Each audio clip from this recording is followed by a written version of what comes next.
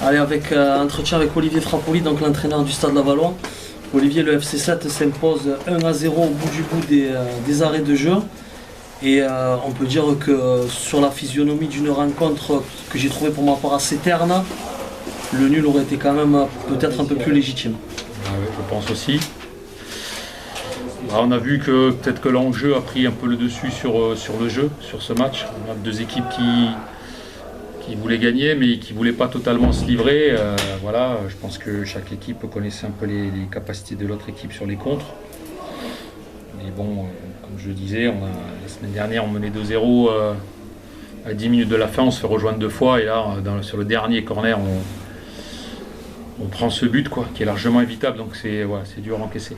Parce que j'allais dire, on sent que c'est normal au bout des arrêts de jeu, mais que cette défaite est très dure à avaler. Ouais, parce que cette défaite, elle vient après un match très abouti contre Villefranche, où on mène 2-0 à la 81e, donc on prend un corner à la 89e. Donc quand on laisse échapper une victoire puis un nul en 7 jours sur un corner, alors qu'on voit bien entendu, ils font partie du jeu, mais on sait aussi que c'est peut-être plus facile de défendre. La pilule est dure à avaler. Si je vous dis qu'à chaud, on vous sent abattu, mais aussi peut-être à court de solutions, parce que j'ai l'impression que au fil des semaines, à vous entendre avec nos confrères là, de France Bleu, vous n'arrivez pas à trouver justement de solutions. Est-ce un problème de discours ou au contraire des joueurs qui ont de plus en plus de difficultés? Bon, après, j'espère que le discours passe toujours, mais on n'a pas réussi en tout cas à concrétiser la bonne première partie de saison, puisqu'on était bien classé à la trêve. On a eu beaucoup de pépins en début d'année, beaucoup de blessures, on a eu le Covid. Voilà, c'est pas des excuses, mais on a un petit peu dégringolé. Après les matchs où on aurait pu basculer du bon côté, et ces matchs-là on les a pas gagnés, donc on se retrouve dans une position qui n'est pas confortable. Et voilà, et ce soir, ça fragilise encore un peu les choses, après le match de la semaine dernière où ce match nul est presque le goût d'une défaite pour nous, en menant 2-0, c'est dur, en une semaine c'est dur à encaisser. Mais bon, on est sportif de haut niveau, on fait un métier où on sait qu'on n'a pas le droit aux états d'âme, donc dès demain, parce qu'on rejoue mardi, dès demain dans le train on va travailler pour le match à Boulogne. Et ma dernière question, est-ce que selon vous, comme pour le FC 7 d'ailleurs, le passé du Stade Lavallois, les fameuses heures de Coupe d'Europe face au Dynamo de Kiev, tout ça, un passé qui est révolu comme le FC 7 encore plus lointain, est-ce que justement ce passé, il est peut-être pas encore trop vivace et que ça nuit pour le Stade Lavallois actuel? Non, je pense pas. Je pense que les clubs qui ont un passé, qui ont une histoire, je pense qu'ils renaissent toujours de leurs cendres. Après, voilà, il va falloir du temps. Bien évidemment que chaque année en national est une désillusion pour les amoureux de ce club, mais il faut aussi se rendre à l'évidence. Aujourd'hui, on est dans ce championnat depuis 4 ans. Et en sortir, moi je l'ai déjà vécu 2 fois avec Orléans, c'est pas simple, il faut faire une saison parfaite. Et saison parfaite, ça demande aussi beaucoup d'ingrédients, ça demande beaucoup de choses. Et on va finir cette saison déjà parce qu'elle est difficile. Et puis on verra pour l'année prochaine. Très bien, merci à vous d'avoir accepté cet entretien. Merci à vous et bon retour. Au revoir. Allez, donc ce soir l'après-match avec Florian Jouvin. Alors vous vous demandez peut-être qui c'est, mais Florian est une personne importante de l'organigramme du club, puisque sur le site officiel, c'est grâce à toi qu'on sait, entre autres bien entendu, les compos d'équipe et les résultats des rencontres. Tu peux nous dire ton rôle au sein du Football Club de Sète tout d'abord? Comme on dit souvent avec mes collègues, on est un peu les couteaux suisses finalement, parce qu'on fait tout au sein d'un club de foot. Donc moi je suis chargé de la communication, donc c'est-à-dire que je m'occupe les jours de match des lives, je m'occupe de mettre la compo, voilà. En amont, sinon avant le début de la saison, je m'occupe de la création des maillots. Par exemple, je suis en relation avec divers prestataires comme la FFF par exemple, où on est chargé de mettre les logos. D'accord. Voilà, donc moi, mon lien c'est d'être proche des supporters, proche des prestataires comme la FFF, la radio, les journalistes. Alors quand tu parles de t'occuper de la création des maillots, qu'est-ce que tu entends par là exactement? En fait, j'entends que, par exemple, l'idée sort de ma tête, et bien que je le conçois c'est des traits vert et blanc. Mais après, le club se met en relation en fait avec Puma et Intersport, et le maillot voit éclos, et voilà. Ok. Ton ressenti sur cette rencontre, on l'a vécu ensemble tous les deux dans la cage que j'appelle, hein, qu'on est passé un peu par tous les états d'âme, mais si on est honnête, hein, on ne s'attendait pas forcément à ce qu'il y ait cette victoire, hein, au bout du bout quand même. Eh ben, moi je te le disais, hein, pour moi on méritait de gagner, et je pense que ce but c'est l'effort des joueurs qui est récompensé au final sur ce but de Malik à la 94e, et je suis vraiment très content parce que c'est un grand pas qu'on fait dans ce championnat qui est très sérieux. Très bien. Et dernière question, comment es-tu venu au Football Club de Sète? Eh bien, en fait, je suis arrivé avant de commencer mes études, donc c'était il y a 3 ans, parce que moi, mon rêve a toujours été de travailler dans un club de football, et c'était aussi parce que je savais que dans mes études, j'allais rencontrer en fait un moment où j'allais devoir faire un stage. Et pour moi, il était hors de question de le faire ailleurs que dans un club de foot, et après avoir beaucoup cherché, j'ai réussi à entrer à Sète, où j'ai fait mes preuves, où j'ai grandi.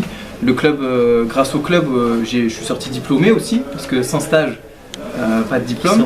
Donc je suis très reconnaissant envers le Football Club de Sète, envers le président et envers toute l'équipe dirigeante du club pour cette opportunité que j'ai aujourd'hui, et de pouvoir quelque part vivre ma passion tous les jours, qui est le football. Bon, très bien, écoute, je te remercie. Merci à toi. Et c'est un plaisir de t'avoir mis en avant, et j'espère que tu continueras à grandir avec le club vert et blanc. Avec plaisir. Merci à toi.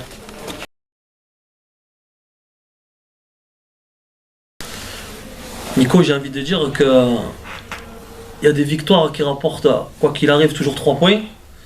Mais celle-là, j'ai l'impression qu'elle en rapporte beaucoup plus. Ouais, je pense que c'est clair qu'elle rapporte beaucoup plus. Elle rapporte surtout un capital confiance qui nous fuyait depuis quelques temps.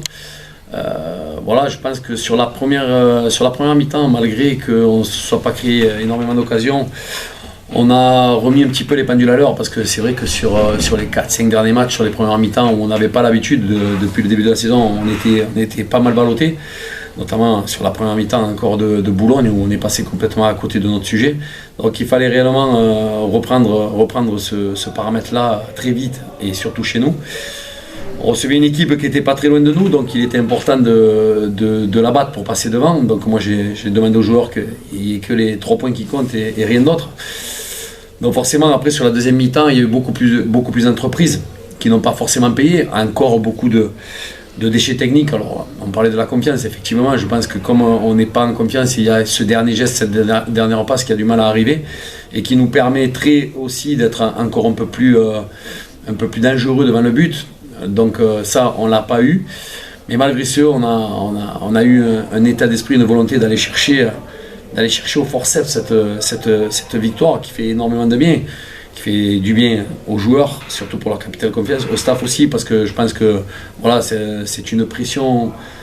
La saison est très longue cette année, et c'est vrai que gagner des matchs comme ça donne un bol d'air, fou à tout le monde. Je pense que voilà, pour la semaine qui va arriver aussi, se remettre dans les rails sur une semaine un peu plus dynamique et un peu plus euphorique au niveau du travail, pour ensuite se projeter sur les 4 ou 5 derniers matchs qui restent, parce que voilà, la saison n'est pas finie, hein. Chaque fois qu'on s'est projeté sur le reste après une victoire, on a payé cash, donc il faut rester humble, déterminé, et surtout avoir envie d'aller rapidement chercher des places plus honorables. Alors chaque fois que j'ai dit ça me merde un peu, parce que chaque fois, on n'a jamais suivi les paroles. Mais bon, voilà, aujourd'hui, une victoire qui fait du bien, comme tu dis, c'est pas uniquement 3 points, c'est un capital confiance qu'on avait besoin de mettre et d'emmagasiner pour se préparer pour les 4-5 dernières finales qui va rester, pour se situer plus sur un classement un peu plus honorable. Voilà. On réfute ces 4 dernières places, il faut les réfuter jusqu'à la fin, voilà, et il faut tout faire pour jamais y être. Donc après, je ne connais pas les résultats de ce soir. Ils sont positifs. Hein. Donc ils sont positifs, tu me les diras après. Bastia Borgo a perdu 3-1, et à la mi-temps, Boulogne perdait. D'accord. Donc voilà, il faut rester vraiment focus sur cette dernière ligne droite, pour pouvoir après se projeter sur la suite. Mais voilà, aujourd'hui, je le répète et je le dis, ça fait un bien fou. Je te dis, c'est comme un abcès qui vient d'être éclaté. Il était gros. Et qui relâche. Il était gros, ouais. Surtout après la défaite de Boulogne où franchement, au-delà de la semaine qu'on a passée, des 7 jours, le déplacement, les retours ont été très très fatigants et très usants pour les organismes, hein, et les joueurs ont fait preuve beaucoup de volonté et surtout de compréhension, parce qu'on ne s'est pas reposé en rentrant. On a de suite enchaîné pour se remettre dans le droit chemin, et les joueurs ont joué le jeu. Si je te dis que malgré tout, on en a parlé un petit peu hors caméra là, avant l'interview, que le FC7 ce soir a été quand même terne et laborieux, tu me réponds quoi? Je préfère être terne et laborieux et gagner un 0 qu'être beau et non efficace et perdre les matchs comme ça nous est arrivé souvent. On a souvent proposé du jeu. Je pense que, comme tu l'as dit tout à l'heure, hein, les deux équipes doutaient. Nous, on ne peut pas dire qu'on ne doute pas. Donc malgré ce, j'ai trouvé quand même que les entreprises pour essayer de faire du jeu ont été là sur la première mi-temps. Alors certes, ça n'a pas débouché sur des actions exceptionnelles, mais on a essayé. Les joueurs ont cette qualité-là, c'est qu'ils n'ont pas réchigné, ils ont essayé. Donc aujourd'hui, c'est en entreprenant des choses qu'on y arrivera.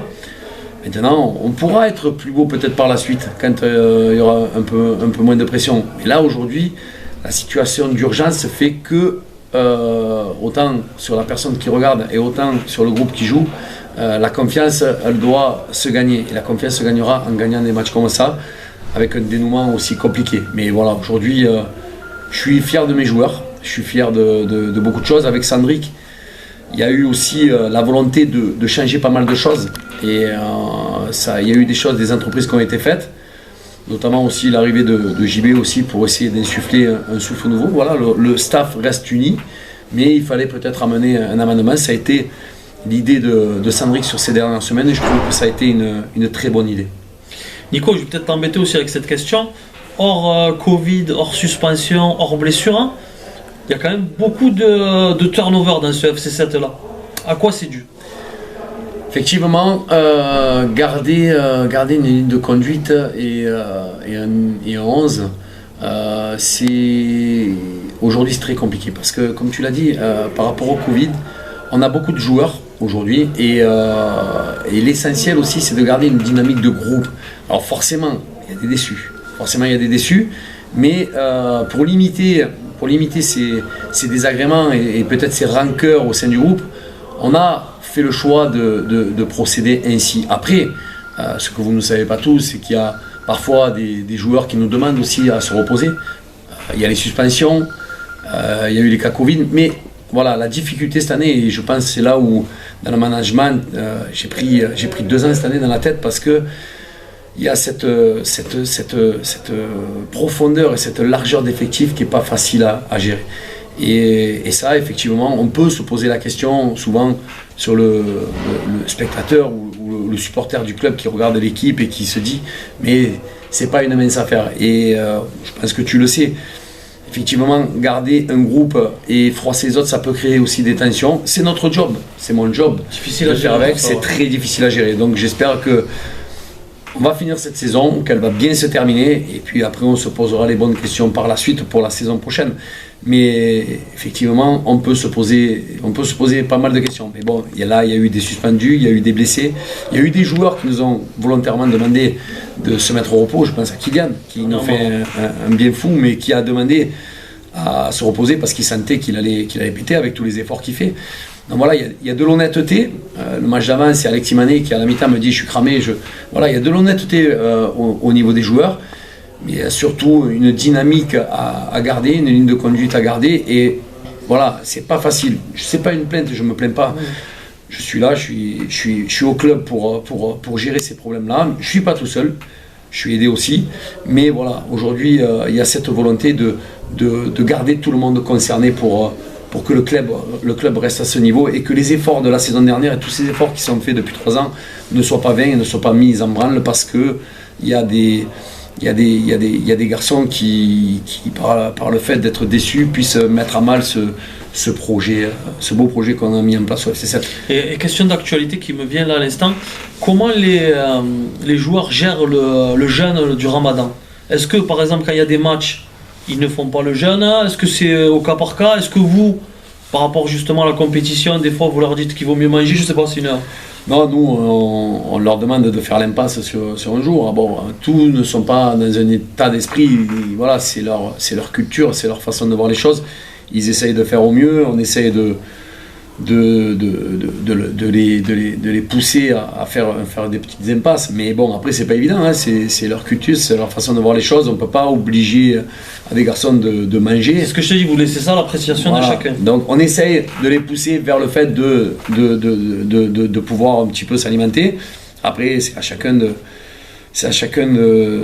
voir ce qui est bien pour lui, pour le collectif. Et voilà, après, non, il n'y a pas d'obligation. C'est vrai que c'est quelque chose de difficile à gérer. On commence, ça a commencé à partir de Boulogne.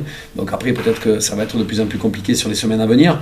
Mais voilà, on essaie qu'il y ait quelque chose de cohérent fait entre les joueurs et le staff d'un commun accord pour que les garçons soient sur une forme optimum sur le match qu'ils vont attaquer. Allez, très bien Nico, et on respire ce soir. On respire un peu plus, ouais. Merci beaucoup. Merci à toi. Ciao, ciao.